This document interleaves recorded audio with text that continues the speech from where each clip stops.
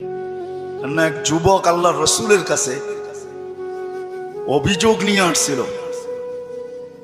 যে আমি দুই হাতে কামাই, আমার আব্বা আমাকে বলা ব্যতীত দুই হাতে খরচ করে। আপনি যদি বাবাকে একটু বলে দিতেন। আল্লাহ রসুল সাল্লাল্লাহু আলাইহি ওয়াসাল্লাম লোক পাঠাইছেন যে যাও এর বাবাকে ডেকে নিয়ে আসো। তো যে ডাকতে আসছে তো বলছে আল্লাহ রসুল তোমাকে ডাকে। বলছে এই অবেলা? বলছে তা তো বলতে পারবো না। বলছে আল্লাহ রসুলের কাছে কে আছে? বলছে কাউকে তো দেখি নাই, কিন্তু তোমার ছেলে বসা ছিল। তো বাপ যখন বাড়ির থেকে বাহির হইতেছেন তো বাপ বুঝা ফেলছেন কেন ডাকে অবেলা।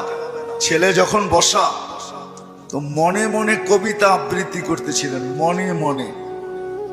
না জিহ্বা হেলতে ছিল না ঠোঁট নড়তে ছিল। তো জিবরিল আলাইহিস সালাম আয়েশা বইলা দিয়া গেছে যে আসতেছে, কিন্তু মনে মনে কবিতা পড়তে পড়তে। আল্লাহ বলছে সালাম দিবে, জবাব দিয়া কবিতা গুলা শুনা নিতে। তো বাবা যখন সালাম দিয়া ঢুকছেন তো আল্লাহ রসুল বলছে কবিতা শোনাও। তো সাহাবী রসুল বলতেছিল মান আখবারাক, আপনাকে কে খবর দিল? আমি তো জিহ্বাও হেলাই নাই, ঠোঁটও নাড়াই নাই, মনে মনে পড়তেছিলাম। আল্লাহ রসুল বলতেছিল নাব্বাআনি আল আলিমুল খাবীর, আল্লাহ আমাকে জানায়া দিছেন, আল্লাহ আমাকে জানায়া দিছেন। তো যখন কবিতা পড়তেছিল আল্লাহ রসুল তো আব্বাকে দেখেন নাই, পেটে আসতে দেরি, আব্বা দুনিয়ার থেকে যাইতে দেরি করেন নাই। বিরাট বড় একটা শূন্যতা ভিতরে ছিল। বাপ দেখাও তো একটা বিষয়, বাপকে দেখেন নাই বিদায় ভিতরে একটা শূন্যতা ছিল। তো বৃদ্ধ কবিতা পড়তেছিল আর আল্লাহ রসুল চোখের পানি জড়াইতেছিলেন। কবিতা অনেক লম্বা, আমি দুই একটার তর্জমা শুনাই আপনাদেরকে। বৃদ্ধ বলতেছিল মনে বড় আশা ছিল, একা আছি, দুইজন কবে হব? হয়ে গেলাম দুইজন। তো দুজনেরই আশা জাগলো যে আমাদের কুল ভরবে কবে। আল্লাহ কোলো ভরা দিল যেদিন তুমি আসলে। তো দুইজনই ভাবলাম যে আমাদের আর বাঁচার দরকার নাই, এখন বাঁচবো তো সন্তানের জন্যই বাঁচবো। সত্য এটাই, কিন্তু মা বাবা সন্তানের জন্যই বেঁচে থাকে, সন্তানের জন্য বেঁচে থাকে। বলে আমরা তোমার জন্যই বাঁচতেছিলাম, আমরা বুড়া হইতেছিলাম, তুমি জওয়ান হইতেছিলা, আমার সবকিছু তোমার ভিতরে যেতেছিল। একদিন তুমি পায়ের উপরে দাঁড়ায় গেলা, কামাইতে শুরু করলাম, আমি বুড়া হইলাম। তো বাপের বড় আফসোস ছিল যে তুমি আমাকে বাপ না মনে করতে, একজন হিতাকাঙ্ক্ষীও তো ভাবতে পারতে। তুমি আজকে আল্লাহ রসুলের কাছে আমার বিরুদ্ধে অভিযোগ দিলে। আল্লাহ রসুল পুরা কবিতা শোনার পরে যুবকের কলার ধরে বলতেছিল কুম ওঠ, আনতা ওয়া মালুকা লি আবিকা, তুমি আর তোমার মাল তোমার বাপের, বাপের বিরুদ্ধে অভিযোগ। তো আমার প্রশ্ন যেটা ছিল যে দিন আমাদের জন্য কেন? আজকে যদিও আমরা ভাবি না, চিন্তা করি না যে দিন আল্লাহ আমাকে কেন দিলেন, দিনের পরিবেশ আমার জন্য কেন প্রয়োজন, কেন প্রয়োজন? সত্য এটাই, আপনি মানেন আর না মানেন, বোঝেন আর না বোঝেন, এটা কিন্তু আল্লাহর তৈরি, আল্লাহ তৈরি করছেন। কে তৈরি করছেন? এটা কার তৈরি করা? এটাও তো একটা মেশিন, মানব নামের মেশিন, ঠিক না? না মেশিন না? মেশিন তো। এটা যতগুলা কাজ একসাথে করতে পারে, দুনিয়ার কোনো মেশিন মনে হয় এতগুলা কাজ একসাথে করতে পারে না, ঠিক না? এটাও তো মেশিন, এটার আল্লাহর অস্তিত্ব দেওয়া মেশিন। একটা ছোট প্রশ্ন আপনাদের কাছে আমার, সমস্ত মেশিন চালানোর জন্য যদি রীতিনীতি থাকতে পারে, তাহলে এই মেশিনটা চালানোর জন্য কি কোনো রীতিনীতি নাই? ওটা কার পক্ষ থেকে নির্ধারিত হবে? মেশিন যে তৈরি করে তার পক্ষ থেকে নির্ধারিত হয়, ঠিক না? আপনি স্বীকার না করতে পারেন, কিন্তু আমার কথা লেখা রাখেন, আপনি আর আমি জমিনে আসছি সাদা কাগজে সিগনেচার দিয়া। আমি কোরআন দিব আপনাকে, সাদা কাগজে শুধু সিগনেচার দিই না, সাথে সাথে ফিঙ্গারও দিয়ে আসছি, ফিঙ্গার। নাইলে কোরআন এই কথা চিৎকার দিয়ে কোনোদিন বলতো না, আলাস্তু বিরাব্বিকুম ক্বালু বালা। আল্লাহ জিজ্ঞাসা করছিলেন আমি কি রব নই? আমরা সিগনেচার দিয়ে আসছি সাদা কাগজে, আপনি আমাদের রব। আজকে যদিও নাকি আমরা ভুলে গেছি, সত্য এটাই, সমাজের চতুর্দিকে তাকাইলে দেখা যায় সবকিছু পাওয়ার পরে ভুলছি তো শুধু আল্লাহকে ভুলছি, আর কাউকে ভুলি নাই। আপনি যুবকের দিকে তাকান আর বৃদ্ধের দিকে তাকান, নারীর দিকে তাকান আর পুরুষের দিকে তাকান, শিক্ষিতর দিকে তাকান আর অশিক্ষিতর দিকে তাকান, গরিবের দিকে তাকান আর ধনীর দিকে তাকান, উচ্চ সোসাইটিওয়ালাদেরকে দেখেন আর নিম্ন সোসাইটিওয়ালাদেরকে দেখেন। সবার দিকে তাকাইলে একটা কথা সুস্পষ্ট, সবকিছু আল্লাহর থেকে পাওয়ার পরে কিন্তু আমরা ভুলে গেছি আল্লাহকে। সবকিছু পাওয়ার পরে, সত্য তো?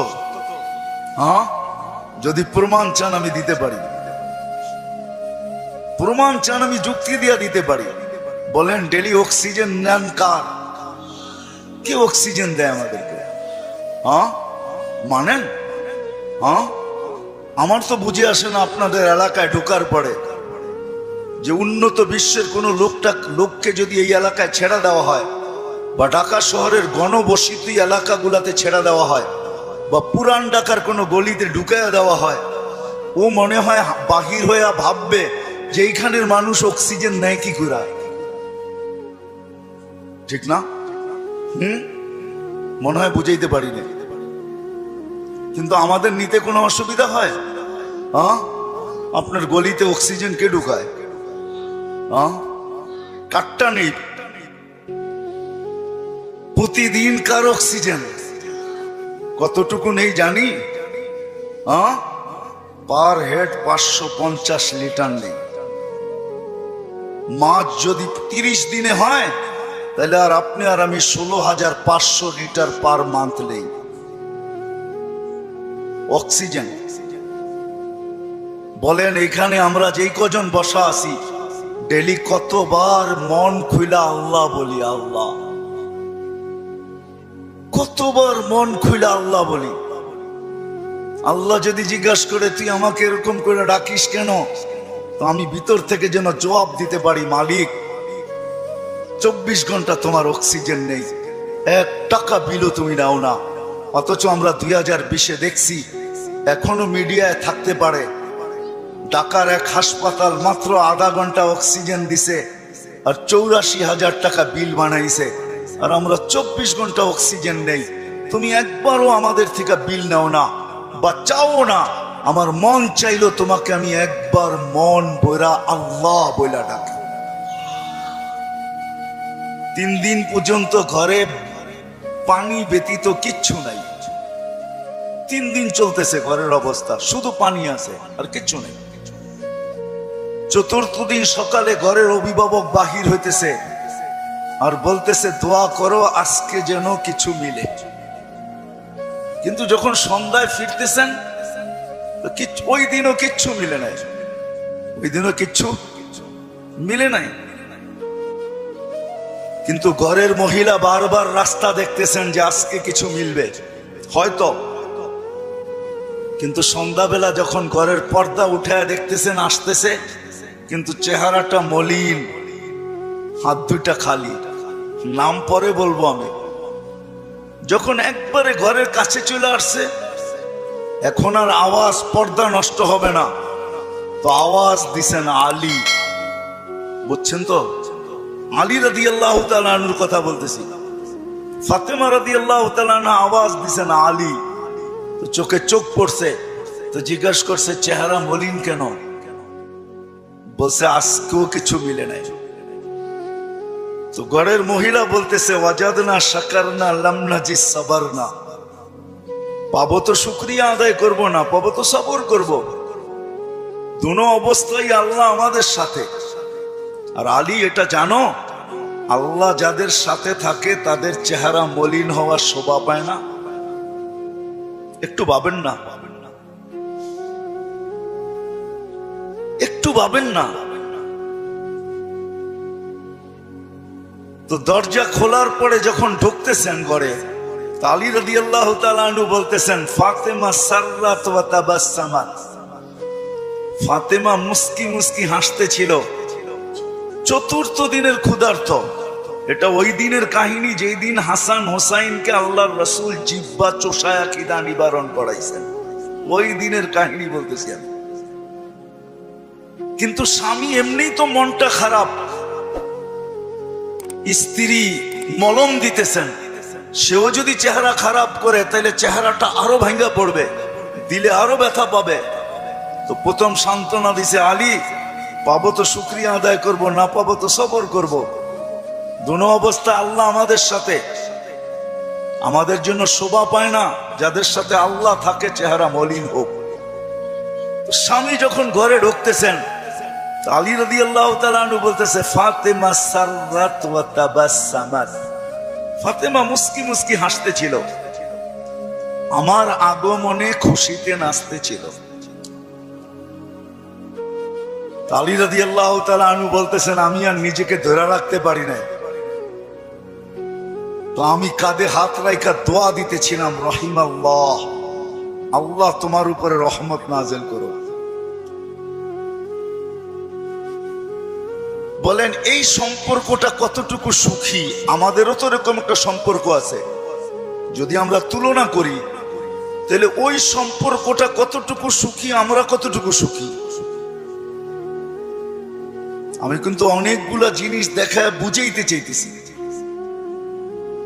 এজন্যই আমার কথা শুরুটা ছিল যে একক শ্রেষ্ঠ মানুষ, যেটা সৃষ্টির ভিতরে সবচেয়ে বড় সেরা, এই মানুষটার ভাবা উচিত যে আল্লাহ দিন আমাকে কেন দিলেন, দিনের পরিবেশ আমার জন্য কেন প্রয়োজন, আর কোন সৃষ্টির জন্য দিনের পরিবেশ নাই কেন। এটা ভাবা উচিত, চিন্তা করা উচিত।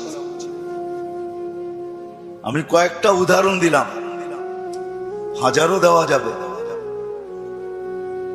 অথচ মুসা আলাইহিস সালাম আল্লাহকে জিজ্ঞাসা করছেন, আমার জান্নাতের বন্ধুকে? তা আল্লাহ বলে কসাই।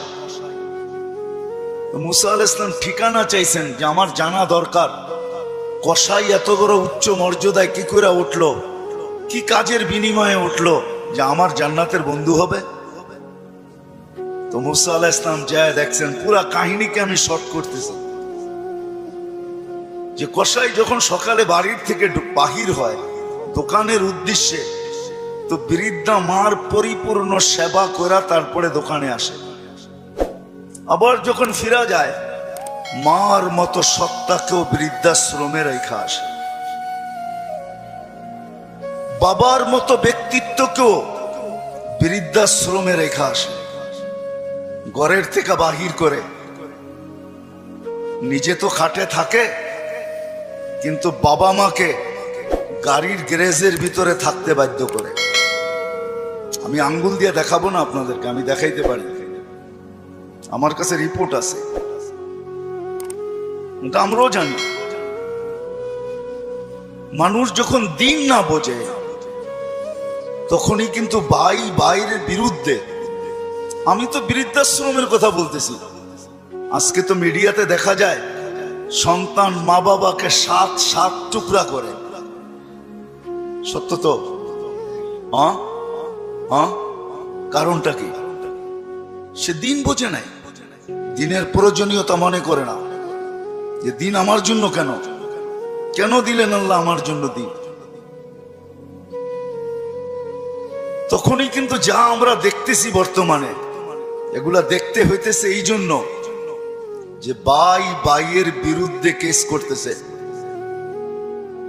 সিভিল কেস কিন্তু সমস্ত আপনজন আপনজনের বিরুদ্ধে, প্রতিবেশীর বিরুদ্ধে খুব কম, আপনজনের বিরুদ্ধেই সিভিল কেস, জায়গা জমিন কেস সবচেয়ে বেশি। আপনি 80% কেন 90% পাবেন।